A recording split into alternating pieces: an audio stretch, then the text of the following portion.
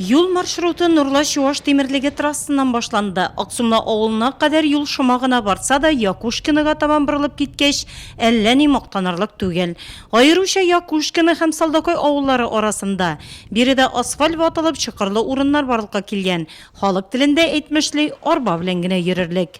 Здесь у нас что-нибудь есть? В этом году здесь, кроме ямочек, Bizning avullarga, bizning Старый Глайга жол була щебеночный. Бите строительство Тукайга аула и Красной Малинада асфальт битешек Черебатривада.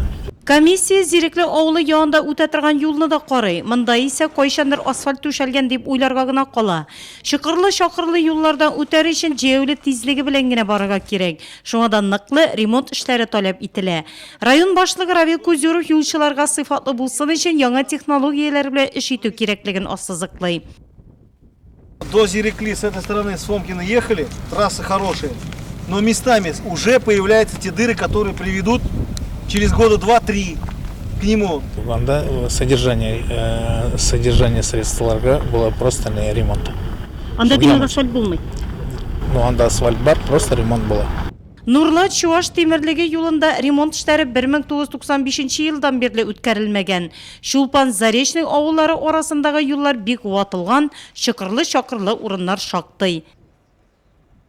21 год здесь не было. Биредә 21 ел ремонт эшләре алып барылмаган. Шул еллар эчендә 2 тапкыр капиталь төзекләндерү эшләре үткәрелергә тиеш булган. Ә ул башкарылмаган һәм бу юлда чокырларны ямау эшләре генә үткәрелгән. Әмма аның белән генә юлларны төзек хәлдә тоту мөмкин түгел. Билгеле инде эш финанслауга кайтып кала. Юлларны төзекләндерү махсус программага кертеләчәк.